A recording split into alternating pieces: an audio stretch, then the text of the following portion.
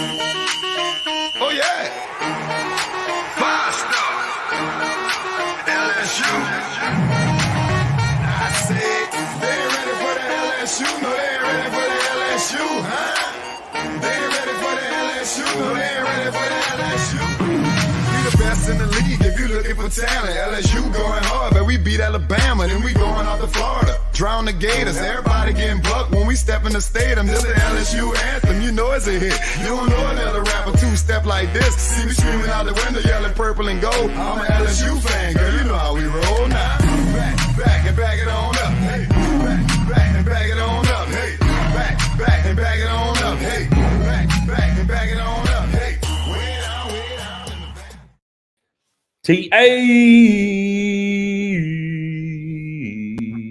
We live on this midweek edition of the Tigers Avenue. Welcome Midweek, in, it's Thursday, bro. Yeah, it's middle of the week. Wednesday, Thursday is like midweek. What you mean? Yeah, I guess you're right. That's how I think. Tuesday, Wednesday, Thursday, midweek. Right? Yeah, I guess so. Yeah. You guess Yeah, right. yeah. More like Wednesday. Anyway, I mean, obviously Wednesday is the literal middle of the week. Zach, we need to do a little midweek. Speaking of midweek recap of LSU's baseball game against Louisiana Tech. We'll have a little preview for the big matchup. I got some thoughts on this one, Zach. I got some thoughts for this weekend that I want to share. But I'll obviously save those for our preview. I have some interesting thoughts. Maybe they're not hot takes. They may not be hot takes. But anyways, and then we'll also give you a hoops update for the men's and women's team as well. I think we'll do a little recap of LSU men's basketball game against North Texas. And then we'll look ahead to LSU's women's team. They will be playing Rice tomorrow. We'll give you our thoughts on that game and moving forward as well. Maybe a little March Madness, Zach. Maybe a little March Madness. We'll discuss. Maybe a little NAIA Madness. NAIA tournament. It's dummy lit. The NAIA tournament is so lit. No. We'll give you a little update on a school Zach attended that is doing quite well in their tournament.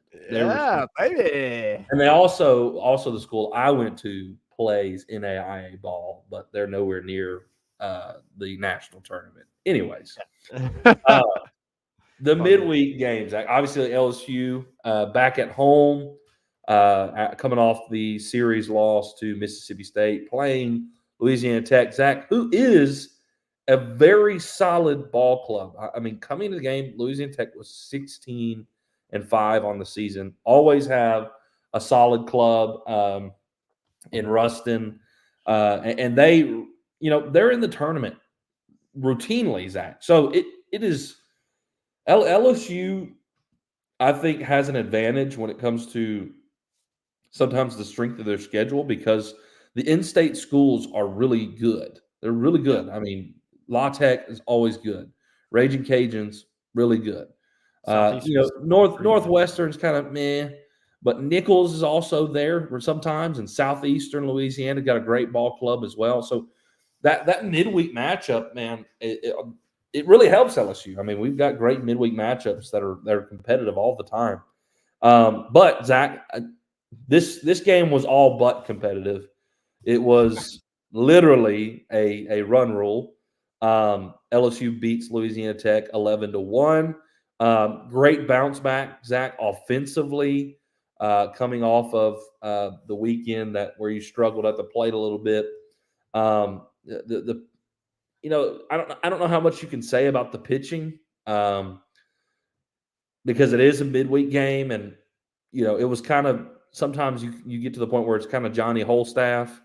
They threw out several guys. That's what they did.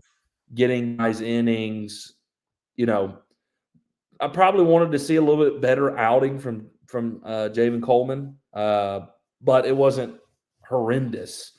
Wasn't his best outing for sure, but it wasn't the worst. Zach, what are your thoughts? What you saw on Tuesday night with LSU playing La Tech?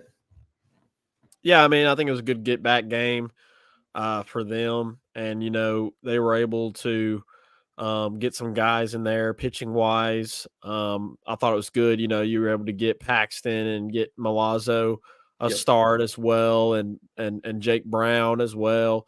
Because those are three guys that you really are going to need down the stretch. Yeah, absolutely. We've been discussing, kind of what do you do in right field.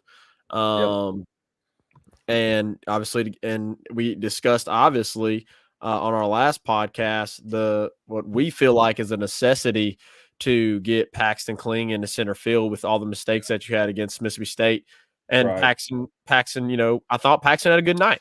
He roped a stand-up double in last night's game, and so really you just got to get the bat going again for Paxton, and hopefully, we can kind of see him get back into form and kind of stabilize that outfield position. And then, Milazzo didn't have the best. I don't know what just happened. Zach just dropped out. I don't think his internet dropped because he wasn't really lagging. Anyways, well, until he gets back in,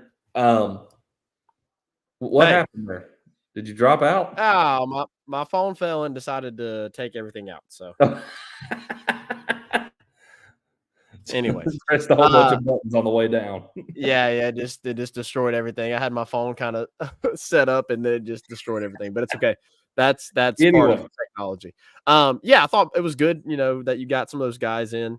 And obviously, like, I mean, the big thing that we saw was that Tommy is just continuing to crush the ball. I mean, the chat's going to have to help me out. I forget there in the first inning. I know he had kind of a bouncer in the infield. He was able to get on base.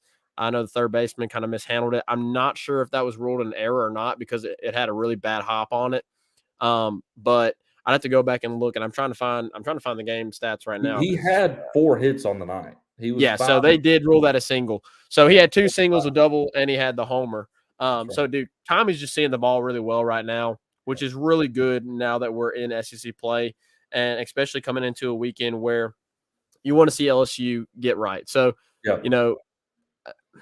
as far as pitching goes, you're able to see Justin Lohr, you're able to see Michael Bucknam, you're able to see Aiden Moffitt, you're able to see Javen Coleman, you're able to see Griffin Herring a little bit there, and a bunch of guys, were able to play. So, and obviously, you didn't see Cade Anderson. So, seems like we're going to continue to see him more and more in the weekend. Maybe we see him this Sunday. We won't see him in the starting role. We won't see him in the starting role, but maybe you see him this Sunday. If Thatcher is a little shaky, maybe he's the first guy to the pen to try and see, if he can stabilize things and potentially push to be a weekend rotation guy. But you didn't see Cade Anderson last night was the point that I wanted to make. So going to continue to see him on the weekend and playing some type of role on the weekend. But, I thought it was good to get all those different guys out because obviously what you had last weekend was very disappointing, and it's been talked about a lot. But I mentioned on our last podcast that you're going to have to start filling some roles for these guys. I feel like Justin Lohr is a guy that if he can stabilize himself and kind of find himself, that he could be a guy that could really, really be a stable arm for you down the stretch. I know it hasn't looked good, at this season, except for outside of maybe one outing. He had a really good outing a while back, but outside of that, hasn't looked the best. If you're able to get him going, dude, I feel like that'd be huge for this LSU staff. Are you talking about, who are you talking about again? I'm sorry. Justin Lohr. Justin Lohr. That's what I thought. Okay. So, getting some guy and Micah Bucknam has looked good, dude. I mean, Micah Bucknam's looked pretty good. He hasn't gotten a lot of innings, but maybe he needs to get some more. Yeah. Obviously there was a little bit of a struggle with command. Aiden Moffitt struggled with command a little bit. Javen obviously struggled with command. So that's continued to be a little bit of a concern for me. It seems like there's a few guys that are just struggling with commanding the baseball right now.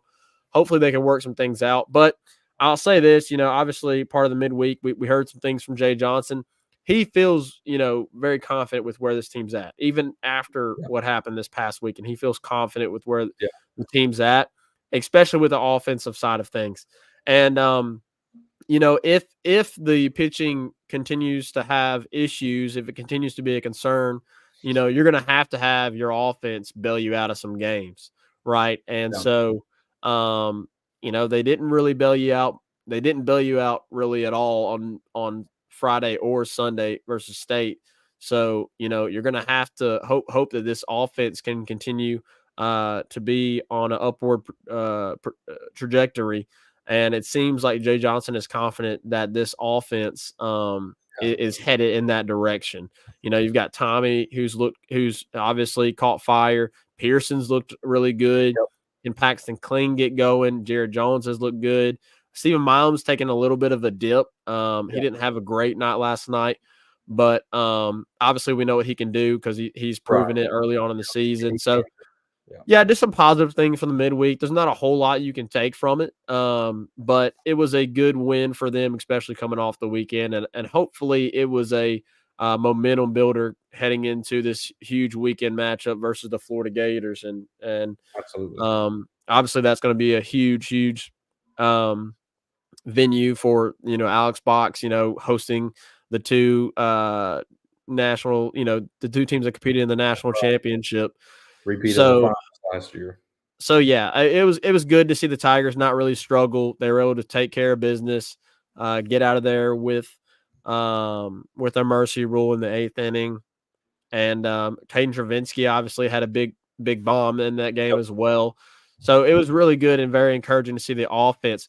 And even like we said, yes, it was Johnny Holstaff, and yes, the pitching had its issues this past weekend, but you held them to 1 run, right? And that, as you mentioned, Reagan, that's a good team. I mean, a team that came into that game 16-5. They're a team that very likely will be in the NCAA tournament. We'll see how the rest of their season goes, but it's a team that was a competitive opponent. Absolutely. The game wasn't competitive, but it was a team that could definitely compete with you, and so hopefully. LSU was able to learn some things about themselves, some small things about themselves, and maybe raise some questions as far as the pitching staff goes as to some guys that could potentially fill some roles, some guys that could potentially get some more innings heading into this weekend versus Florida. One other guy, Zach, that you didn't mention, and not saying you just overlooked him or saying he wasn't doing well, but Braswell hasn't been having the amount of hits, but has been finding himself. He has been hitting in opportune times. Mm-hmm. A while back had a base hit with bases loaded, drove in 2 runs. He drove in 2 runs the other night with his hit as well. He only had 1 hit the other night, but it drove in 2 runs. Mm-hmm. So in terms of the offense, it is there, and I think Braswell, as we all know, can be better at the plate and has shown he's starting to improve. And I think he's trending in the right direction as well. Whereas, starting at the season, we were like, man, this is just his offensive, at the plate right now, he's absent. He's worked his batting average up to 270-ish, 280 maybe. And I think that can continue to climb because he's continued to hit well. And has been opportune in his hits. And the other night, Zach, the heart of your lineup, the guys you really rely on to give you offense, did exactly what they were supposed to do. Tommy White went 4 for 5, drove in 2 runs. Jared Jones had 1 hit, drove in 2 runs.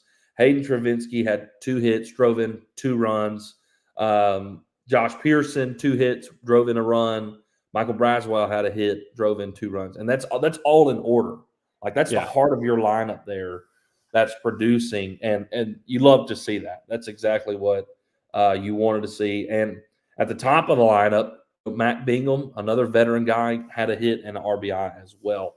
So, if all those guys, that's some of those veteran players, Bingham, White, Travinsky, Pearson, Braswell, are all experienced SEC guys. Bingham's playing his first time in the SEC, but he's 5th year in college. there is talent and veteran leadership on this team. And I think offensively, they're heading in the right direction. I really do. And you've already mentioned it, Zach, but I think it's undeniable that Tommy is coming back into form. And it was only a matter of time. I mean, he's really genuinely probably the best hitter in college baseball. Hasn't looked it quite yet, but we know the ability is probably the best in college baseball. I mean, the coming off the shoulder surgery, obviously we saw the step back, but his ability, Zach, to go the opposite field is just it's mind-boggling. His two-strike approach is amazing, and we could harp on that all day long. The way he spreads himself out, is patient, fights pitches off, hits them the opposite way. Obviously, last year he hit the majority of his home runs opposite way. Something that Matthew Musso keeps pointing out is teams, for whatever reason, want to try and shift Tommy as like a pull hitter. Like, why does that continue to happen? And he goes opposite field so often. And the times when they have shifted him the opposite side, he hits, as a pull hitter, he hits so well the opposite side almost every single time he hits to the opposite side. Mm-hmm. So, and something the other night that also I was like, I wish we would do this more often. That speaking of the shift, Josh Pearson, his first hit of the game, they played him as a pull hitter, and of course he's a left-handed hitter.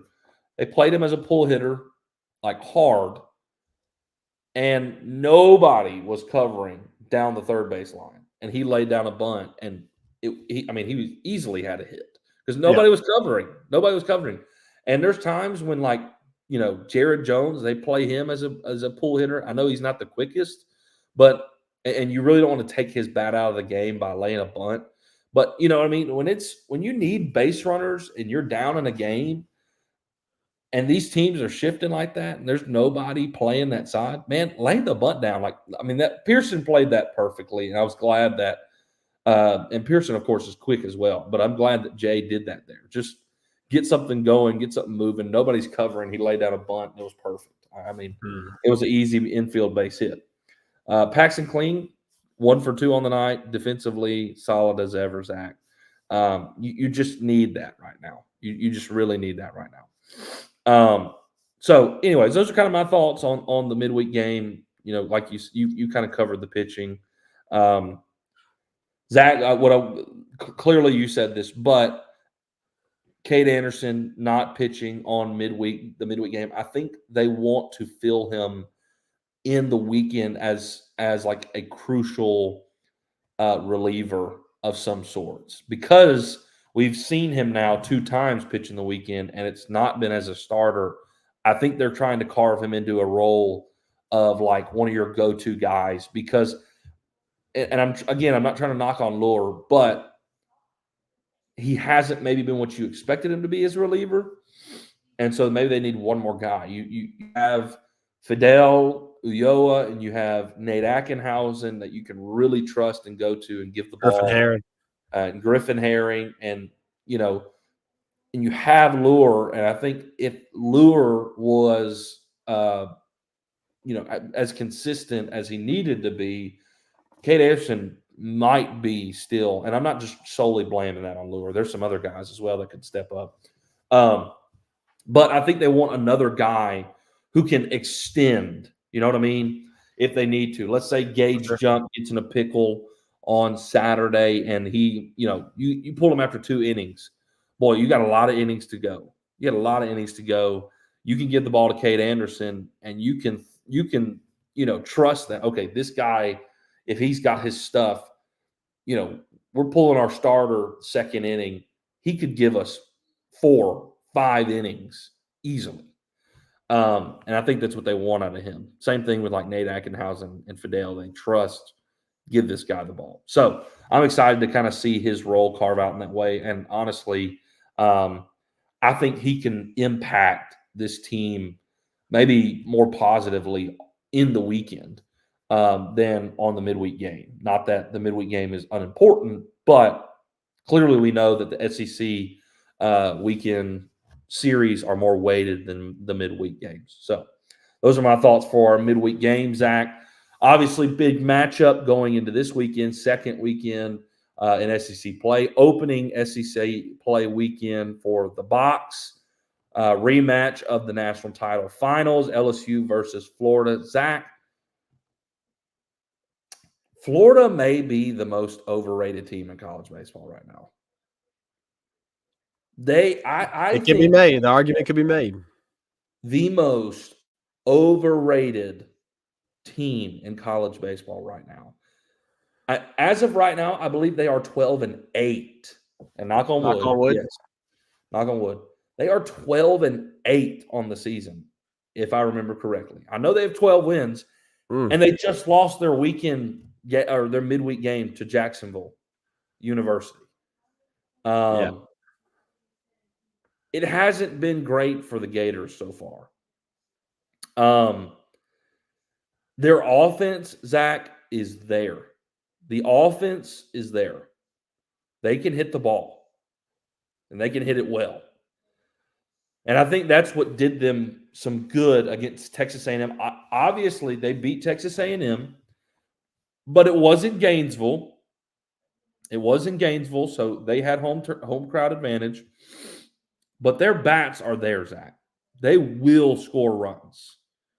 Their pitching is just not what they expected at all. Their best pitcher, Zach, right now, starting-wise on the weekend rotation, is Jack Caglione on the Sunday game.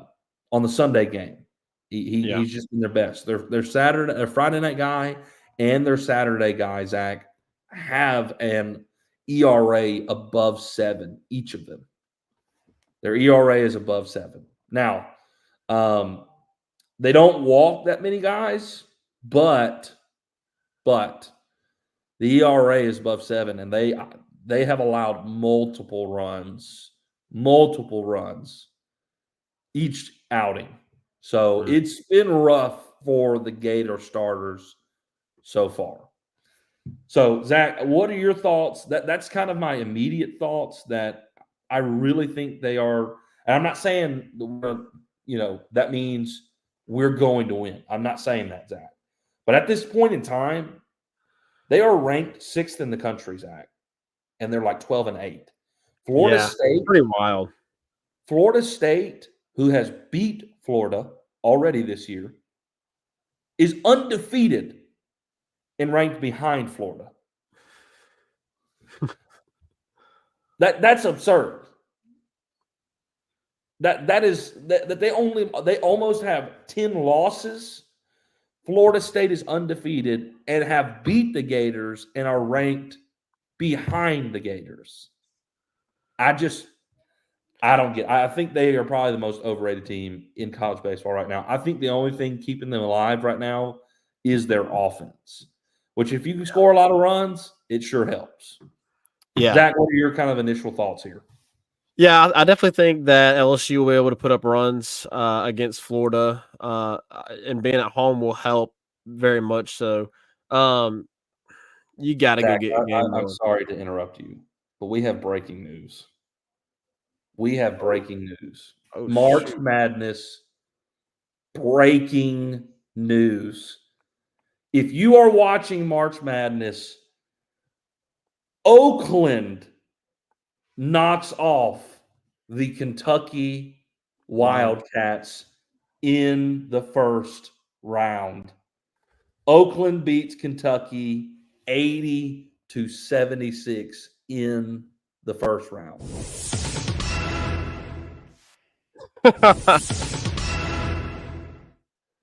Well, I mean, March Madness is certainly alive right now, Zach. Oakland? Yeah. Who is Oakland? I don't know. The 14 seed knocks off the 3 seed Kentucky. I mean, I'm assuming that's California, Oakland, California, right? I'm guessing so. I absolutely. Is that right? Isn't Oakland in California? Yes, Oakland, California. There may be another Oakland because there's an Oakland, Mississippi. Wow. Well, speaking of results, before we get in really deep dive into LSU Florida, Arkansas just scratched a 1-0 win over Auburn at Auburn. And Texas A&M is currently beating Mississippi State 6-2. 6-2. So is that it's in College Station. Yes, it's in College Anyway, Station. sorry for interrupting. I had to say that. But No. I mean, that's insane, dude. Wow. It is March Madness, and I'll discuss more NAIA Madness at the end, briefly, because I'm sure all of these Louisiana fans could care less about a tiny little Baptist school in Conway, Arkansas. But I'm going to mention it for my buddies, anyways. Listen, I definitely think LSU is going to be able to score. I think you need to go get game one. You really need to go get game one. Getting game one is just so crucial in a weekend series. And so to be at home and hosting the Gators, I think LSU needs to win game one in order for the series to go the Tigers' way. I definitely want to see Luke Holman get back to form. You know, I hope that what happened this past weekend against State was just kind of a one-off, and that he's able to really have good command of the fastball, able to put away hitters with his breaking ball. And so hopefully we can see Luke Holman be back, be Luke Holman. And he's going to have to be. LSU hitters need to take advantage of Fisher. I'm going blank on his first name. What's his first name? Cade Fisher. Yeah, thank you. LSU hitters need to take advantage of Cade Fisher. Cade Fisher is a good pitcher. We saw what he did last year. I mean, he was crucial for them in their postseason run. And we saw him multiple times in the 3-game series in the national championship game. But they're going to have to be able to hit at opportunistic times when they have guys in scoring position. You're going to have to bring them across. I don't know about you, Reagan, but it felt like I think I remember one of the only clutch hits. I mean, obviously LSU had 4 bombs on Saturday, but like you think back, and really one of the only times that LSU had a clutch hit was when Tommy had that 2-out single to bring home 2 runners in game 2. What's up, Zeke? Hey, bud. What's up? What's up? It's his bedtime. Night, bud. Love you. Say night. Say go Tigers. Tiger. There you go. Love you, buddy. So yeah, I want to see Luke. I want to see the pitching staff have a good performance all around, but specifically, I want to see Luke Holman get back to form, and be himself. I got to be honest, Reagan. I think LSU is going to win the series. I do. I know we weren't able to put in a prediction for the state series because last week I had tonsillitis and we weren't able to go and all that good stuff. Well, it wasn't good, but regardless, we weren't able to do our show last week preview. But anyways, I'm putting my prediction in here, dude. I think LSU is going to get 2 of 3 this weekend, and I think there's a good possibility that they could sweep. And that'd be huge for them. I mean, that'd be massive. If you're able to win 2 of 3 here, I mean, we've said it and multiple people have said it. I mean, this isn't anything new, but win 2 at home, try to steal 1 on the road, and you're going to be a national seed if you do that in every single weekend series. LSU, they really need to get back. They need to win 2 here. We've mentioned it as well. You got to see Fidel Ulloa and you got to see Nate Agenhausen more. I mean, you just have to. You absolutely have to. I think Fidel Ulloa threw Tuesday 5 or less pitches. Yeah, not a lot. Nate Agenhausen threw less than 10. Like that just can't happen. Just can't. I want to see better decision making from Nate Yeski and Jay Johnson on who they go to out of the bullpen after their starters. Me and you mentioned that we just didn't really like the decisions that were made, to go to Will Helmers, and no knock on Will Helmers, but he just hasn't been that guy for you, right? So like on Friday, whenever they pulled Holman, they went to Friday they went to Helmers, right? No, Friday they went to Guidry. Saturday they went to Helmers. Yeah, that's right. I'm sorry. I'm getting things mixed up. You go to Guidry on Friday after Holman. That hasn't been his role. You go to Helmers on Saturday after Jump. That hasn't been his role. You go to Christian Little on Sunday after Thatcher Hurd. That hasn't been his role. So like it just all three guys that came out out of the bullpen first in every single game was just head scratchers. I mean, so I want to see how Jay Johnson and Nate Yeske manage this pitching staff with guys in situational spots. Who's first out of the bullpen? You know, if you're in a tight situation and you need to get an out to limit some damage or prevent damage being done in the inning, I want to see, you know, how they handle this pitching staff this weekend. And I think that will also play a crucial role in all three of these games. So a lot of different things I want to see. I want to see Tommy White continue to be hot. Some guys I want to see have good weekends. I definitely want to see Paxton Kling have a good weekend. As we discussed, I want to see him in center field all three games. Games. I'm fine with you rotating. I'm fine with you rotating Pearson. I'm fine with you rotating Jake Brown over and right. I want to see Bingham in left and Paxton in center, and I don't want to see that change.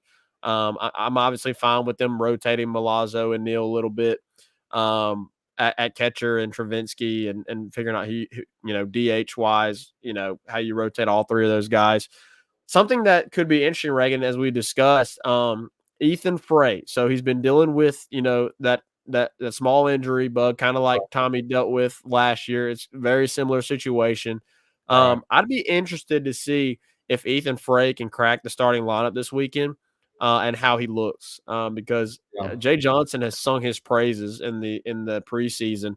And I just feel like he's a guy that could, you know, play a major, like I feel like he could be a guy that he's not a veteran guy like Hayden Travinsky was last year when Hayden Travinsky kind of came on late and was a huge boost for the team. But I feel like he could kind of be that guy, like comes on a little bit later in the season and is a boost for your team. I feel like Ethan Frey could potentially be that guy. So I'm interested to see if Ethan Frey gets some work this weekend as well. I know he is still working on coming off the injury, but seems like he's healthy now. So there's just a lot of things, Reagan, that I want to see, and I mean, hopefully the Tigers can get at least 2 or 3. Yeah, it certainly would be interesting. You know, if Ethan didn't get hurt, he may have been in the starting lineup last weekend if he didn't get hurt. You may have saw him out in right field. Obviously, the bat is there. I mean, dude's got pop. He can put the ball in play a lot. We saw that last year as a freshman. He was doing that. Yeah. So, I mean, I would love to see him get healthy and see how he can impact this team as well. You love to have competition and guys pushing the lineup because that makes everybody better. That means, you know, Ethan Fry could Fry, whatever it is, could go and start on literally probably any other team in the country right now. But LSU is loaded with talent, and so each spot is a battle. This weekend, Zach, I certainly think, and I'm not. My prediction is that we win 2 out of 3. That will be my prediction. I think we win Friday, and I think we win Saturday. I think we lose Sunday to Caglione. Hurd has been struggling, and Caglione has had his stuff. I mean, he's been good. He's allowed a lot of walks this season, but his ERA is below 2, and that's really good, in the SEC. In the SEC, a 3 and below is really good. So to have a sub-2 ERA is really stinking good right now. Hurd, with his struggles, I think we win Friday, Saturday, just because Cade Fisher and Liam Peterson for Florida just struggled really bad. They've already announced that those are their starters again. Florida has. So our Friday and Saturday guy has been our best, with Holman and Jump. So far in the season, they've been our best. So I think the pitching advantage is definitely there. The question will be, once we get out past the starters, how will the bullpen be? Because these guys will score runs. They will score runs. I think that's what won them the A&M series last weekend. If it wasn't for their offense, they probably wouldn't have won that series. So with Caglione and Colby Shelton, I mean, there's just a lot of firepower in their lineup. So if your pitching's off this weekend, it could be a long weekend. We could have another 41 hit, 33 run, weekend if our pitching isn't, entirely there. So with that being said, I do think that we win 2 out of 3. And I think we lose Sunday to Caglione. You've mentioned a few things that you want to see. Man, I would absolutely love to see Braswell just have a breakout weekend. I feel like he's been on the cusp of that. His defense has become sharper. We talked about these guys like White and Jones and Travinsky and Pearson, who have all been batting well recently. White, Jones, Travinsky, Pearson. That's 4. That's 4 guys in your lineup. That's almost half. Milam, we know what he can do. That's over half of your lineup. If you get Neal going the way he was about a week ago or so, like you're talking a lineup that has few holes again. Whereas kind of towards the beginning of the season, there were a few holes and guys could pitch around, but if like Braswell and Neal really get going, Bingham's been pretty consistent, Bingham's been consistent, but hasn't been like on fire at any point in the season. Yeah. If you get those guys going, this lineup's going to have very few holes. It's going to be very, very few. I want to see clean defense this weekend. I just want to see clean defense help these pitchers out. It's a great point. Because there's going to be hits. Florida's going to score runs, and you need defense to play really clean this weekend to help these guys out, to keep them in the game, so that we're not getting into our bullpen early and we're not, having to scrap it out. Clean defense in the outfield. I think if any series, this is the series you leave Paxton Kling in center field all weekend long. Because there's going to be a lot of balls that go to the outfield this weekend. A lot. So you need your best of the best out there. I think Pearson needs to be in right field, or Brown. I don't think you need to put Neal out there. Maybe not even put Ethan Fry out there right now. Dealing with an injury, not as quick as Pearson or Brown is. This weekend, I think you stick with Brown or Pearson. Bingham in left, Kling in center, and that's it. Yeah. Maybe you work, Ethan Fray into a DH role or something. I don't know, but that's what I would be looking at defensively this weekend, because you're going to need clean defense. So that's what I want to see, and I would love to see Milam as well get back to where he was. If those guys that I've named get going, it's dangerous. It can be really dangerous. So, especially with the way that Tommy, all of a sudden you're like, boy, this is Tommy of last year all over again. It's going to be really exciting. So I do think we bounce back and we get the win this weekend. And like you said, Zach, if you win 2 in your home series, you win 1 on the road, that's 20-10 in the SEC, and you are a national seed. You are a national seed if you're 20-10 in the SEC. So, especially LSU. Being where they are last year, rolling into this year, you're ranked high. If you roll out a 20-10 SEC record, you're set. You're going to be set for national seed, if not, better. Top 8, hosting a regional and a super. So that's kind of my thoughts on the weekend, Zach. Tigers win 2 out of 3. Carl Dunn is saying that we might have some weather. Maybe game 1 might not be till Saturday, or LSU might start late. I have to check the weather. Carl, could you give us a maybe some insight there is I'm guessing there's rain. Tomorrow night's game starts at 7, and then after it's on Saturday. They posted it today, and then it's like 1 on Sunday. Yeah, let's go check all of the. By the way, while we're here, softball, the magical run ends as LSU lost back-to-back games to Ole Miss this past weekend, which was not great. 7 p.m. on Friday night, 6 p.m. on Saturday night, and 2 p.m. on Sunday. So, we'll see. I'm glad it's 6 p.m. on Saturday. We got Luca's birthday party early on Saturday. Luca's first year, 1-year-old birthday. Can you believe that, Zach? That's wild, bro. We were having them like predict what his name was on the show around this time. That felt like yesterday we were doing that, and now here he is. He's about to turn 1 year old. All right, Zach. I think we need to hit a quick break, and then we'll come back and we will give a recap of the men's basketball team against North Texas.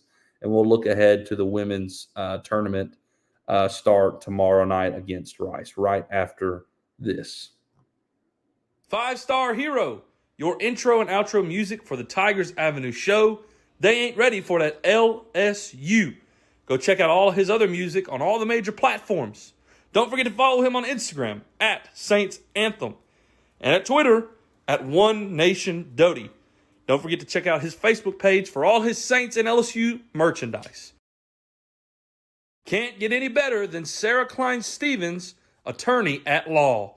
Her firm focuses on the needs of the elderly and maintaining their dignity throughout the process. Here for you, here for your family. Sarah Klein Stevens, attorney at law. All right. Yeah, we're back, Zach. We're back. Right back out here in the Tigers Avenue.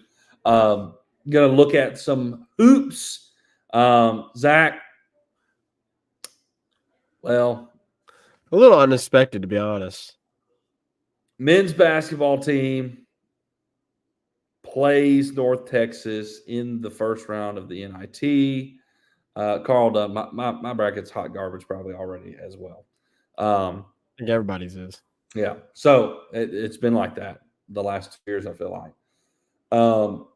LSU plays North Texas. It was a rematch of a game that earlier in the season that LSU won the first game against North Texas.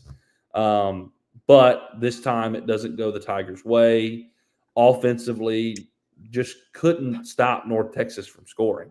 I mean, plain and simple. You could not stop them from scoring.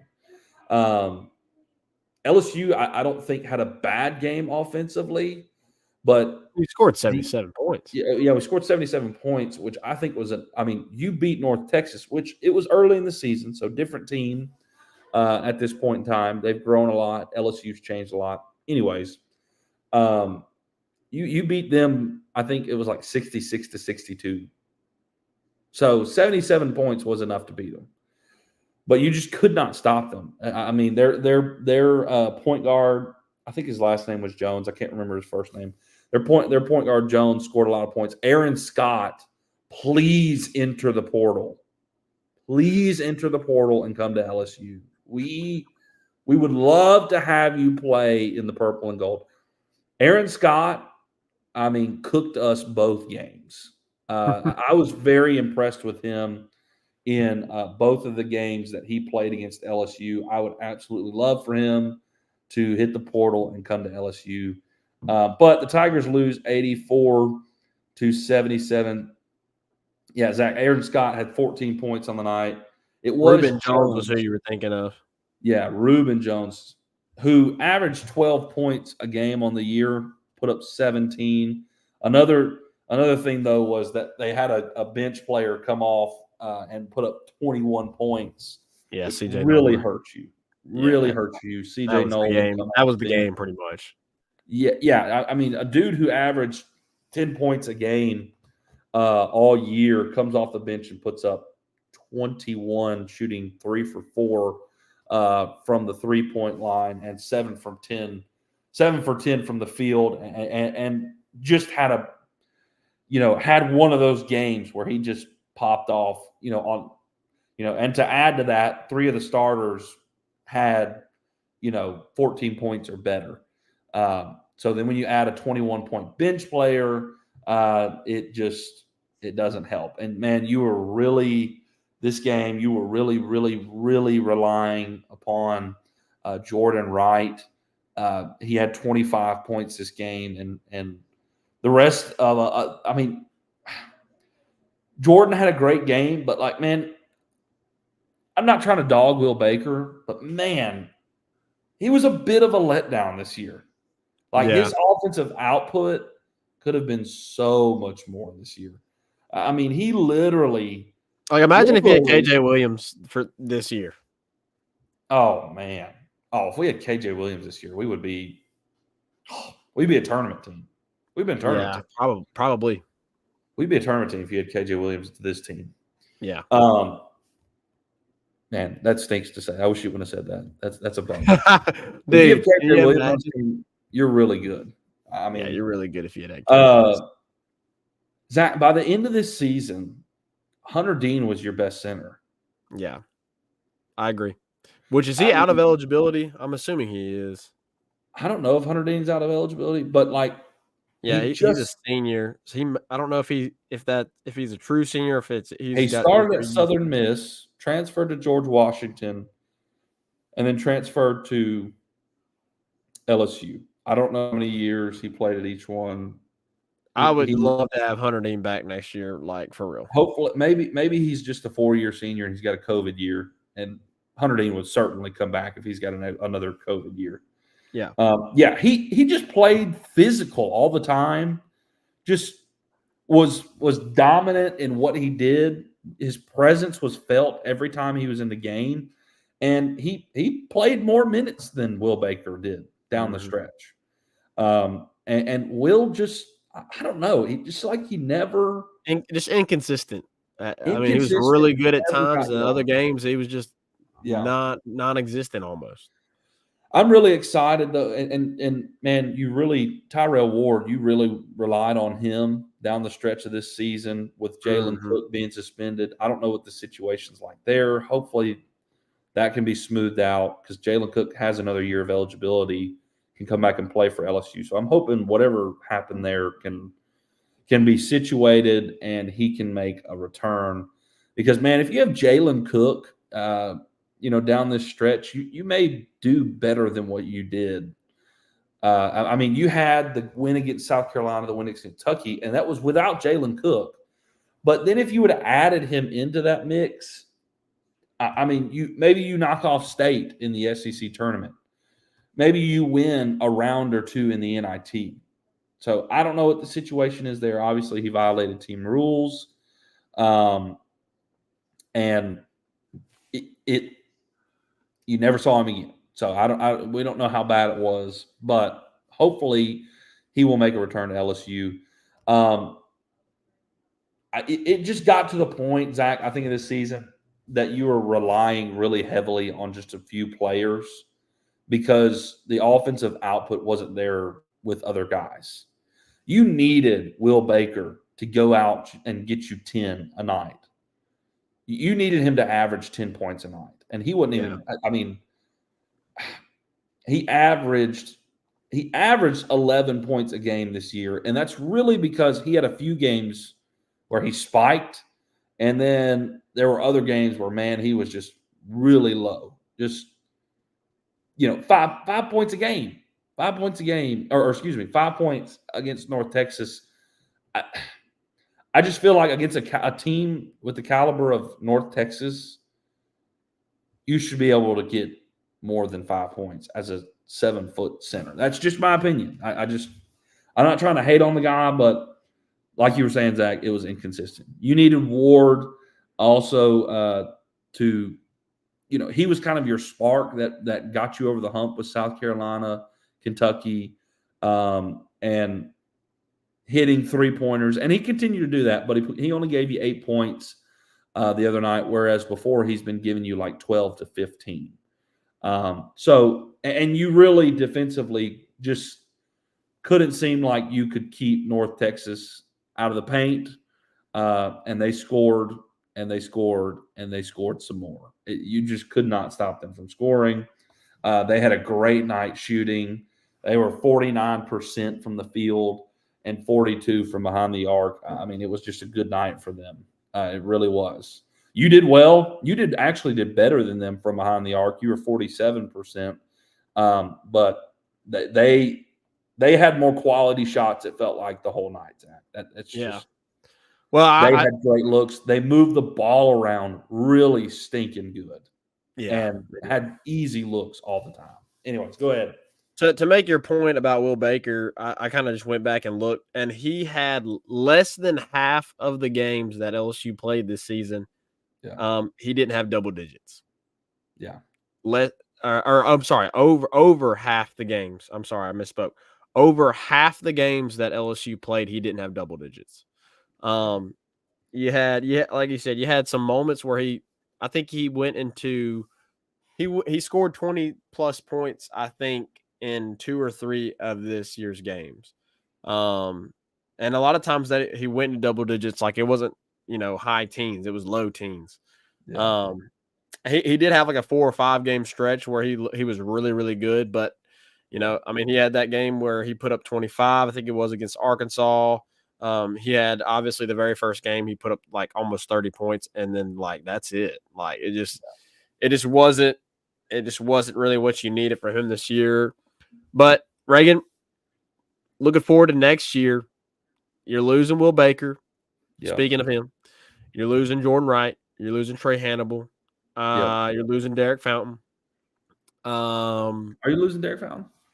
I think you are. I'm pretty sure you're losing Derek Fountain. Okay. Derek Fountain is a senior. I'm assuming that he is out of eligibility. Probably moving on from him.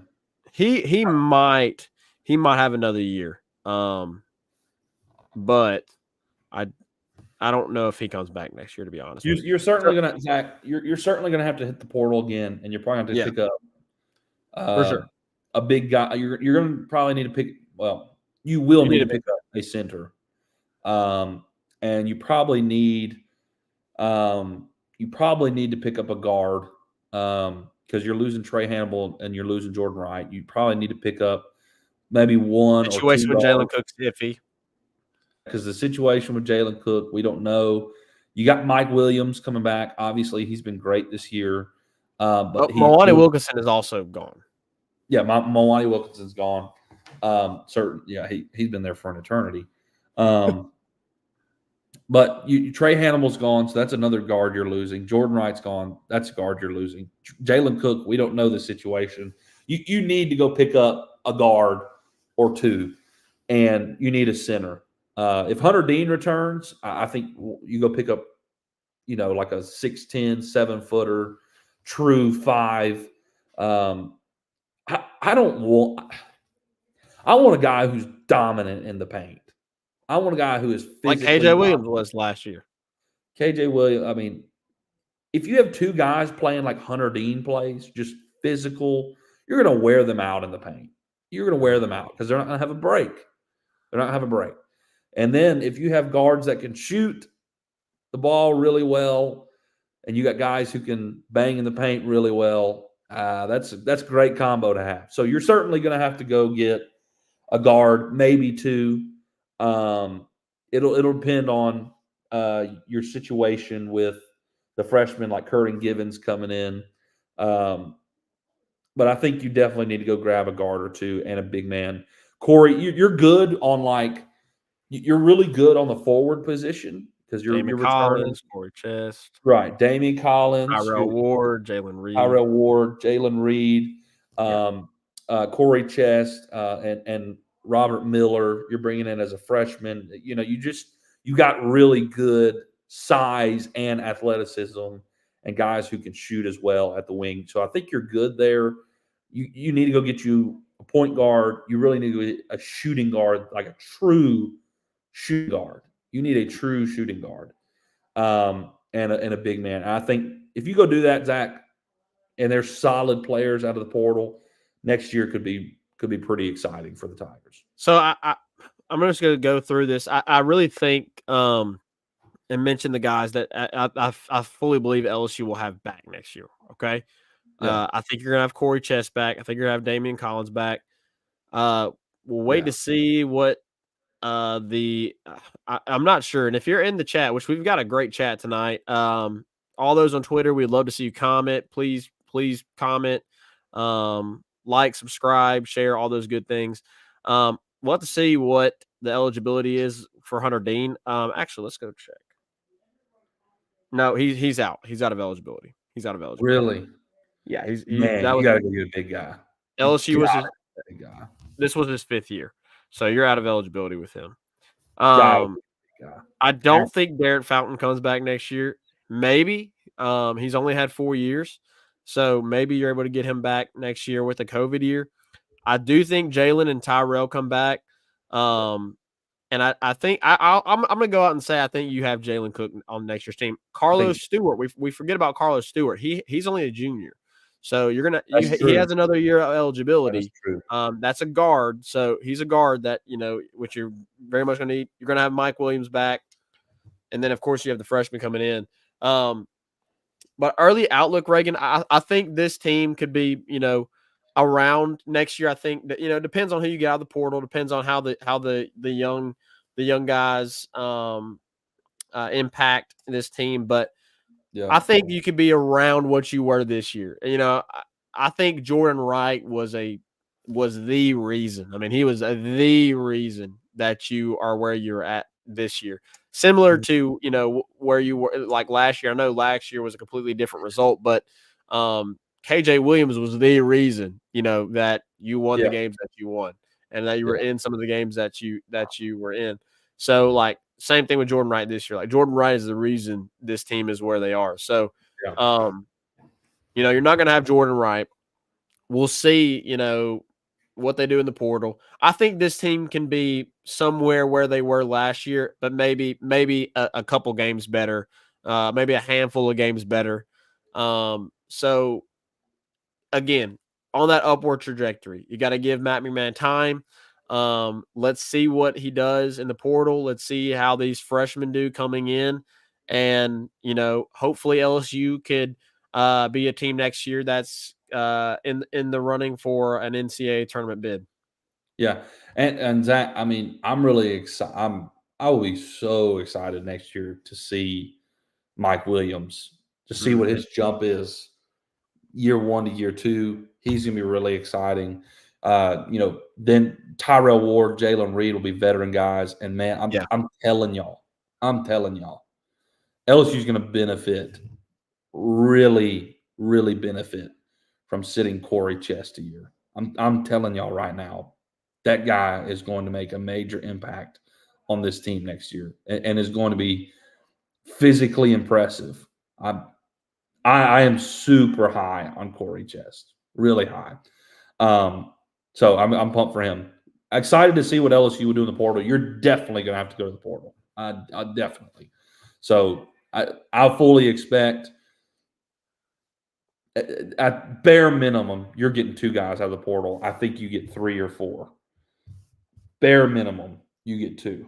I will be worried if LSU just gets 2 guys out of the portal. I'll just say that. I'll be worried. I mean, if Carlos Stewart and Jalen Cook are coming back, that gives you Mike Williams, Jalen Cook, Carlos Stewart. Best case scenario, you get Jalen Cook, Carlos Stewart, and Derek Fountain back. And then obviously the young guys that we mentioned, like Tyrell Ward, Jalen Reed, Mike Williams, they all, assuming Corey they all Chest, stay. Corey Chest, and bringing your freshman. Yeah, if you get 2 really, really good players out of the portal, we may be okay. Now that I realize, because I totally forgot about Carlos Stewart. Totally forgot about him and his injury. And we'll Derek see. Fountain would be another big. Derek Fountain would be a big. Carlos Stewart and Derek Fountain are those 2 guys that if you have them back next year, they feel because you really need a guard and you really need a big. You look good on forward. I'm not gonna lie though. I wouldn't be entirely surprised if Carlos Stewart transferred out. I wouldn't be surprised.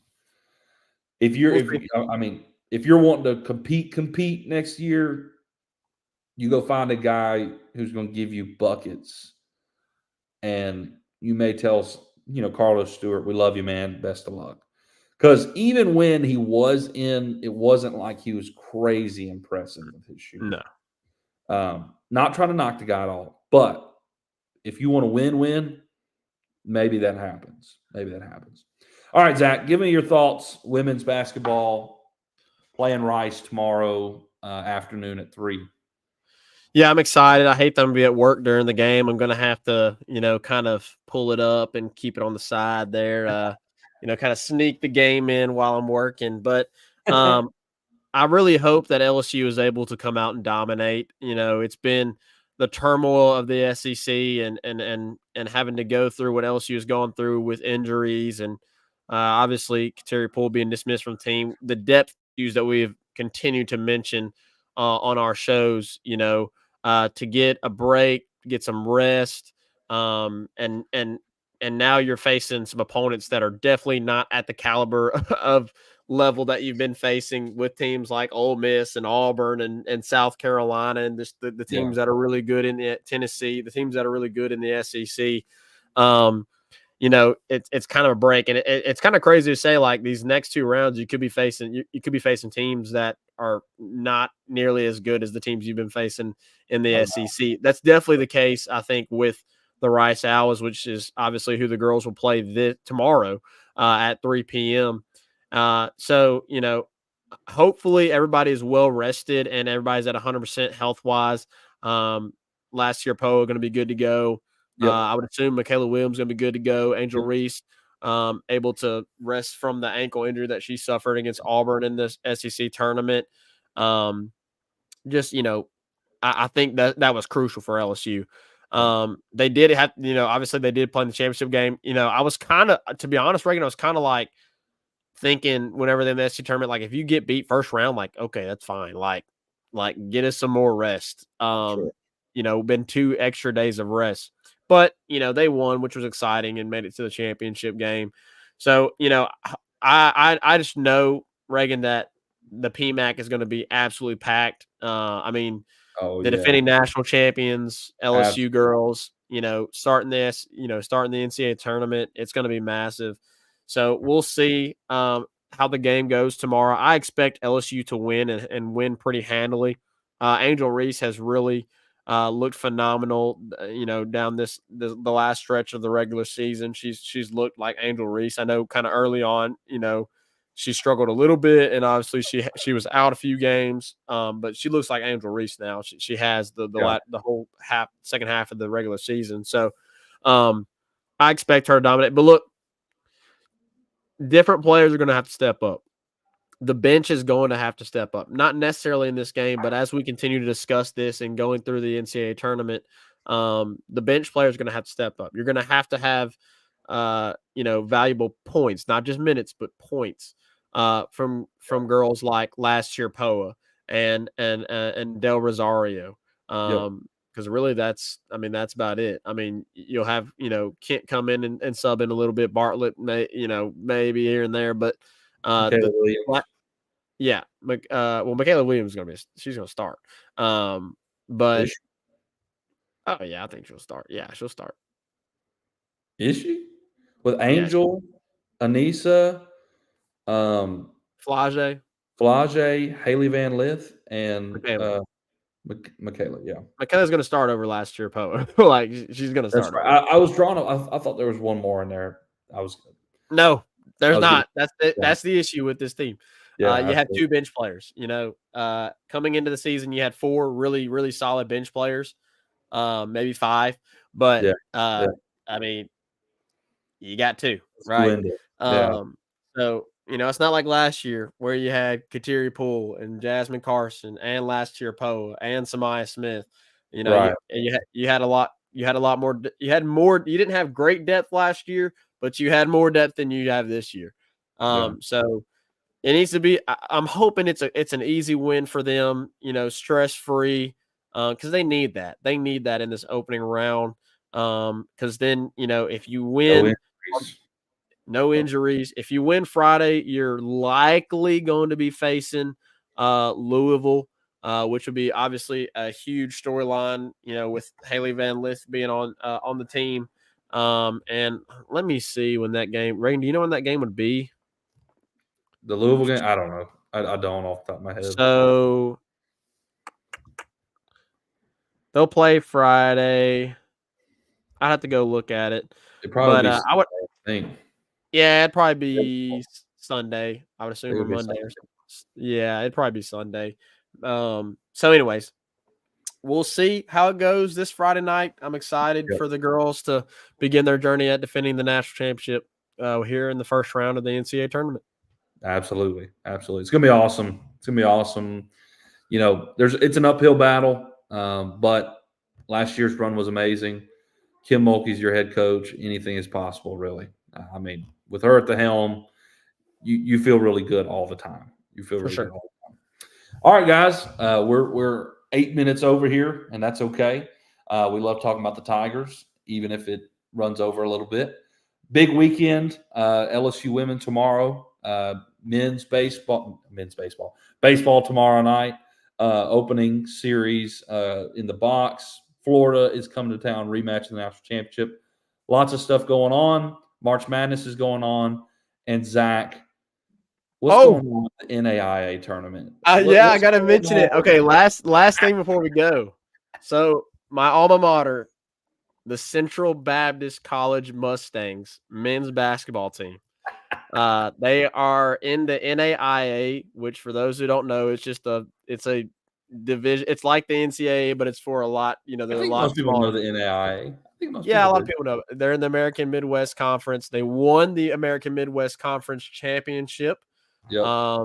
And they received the 14th seed in the national tournament.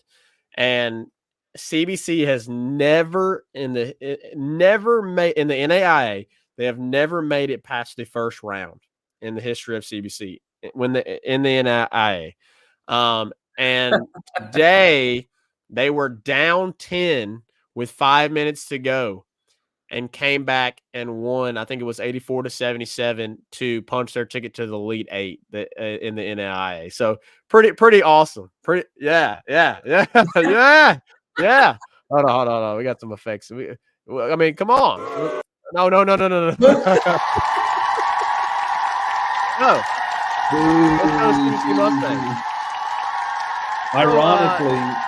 Ironically, Williams Baptist and Central Baptist, the school I graduated from in Zach's school, they're actually conference rivals. They are. So I was okay with the boo. I was okay. Well, we don't really consider Williams our rival because there really isn't a rivalry there. No, it really isn't. It really isn't. Now, I will say, I watched Williams beat CBC in my tenure at Williams. So I've watched CBC beat Williams plenty of times in my tenure at CBC. Yeah. So. We're just picking at each other. But congrats to the CBC men's basketball team on making it to the Elite Eight. I would have received a lot of flack if I didn't if I failed to mention that tonight on our podcast. Go Mustangs. Yes, go sir. Mustangs. And go Tigers. Big games this weekend, and we'll be back here in the Tigers Avenue to recap it all next week. We'll see you next time here in the Tigers Avenue. Officer Hero, take us out. Peace. Who that 5 star? And the LSU Tigers, LSU Tigers.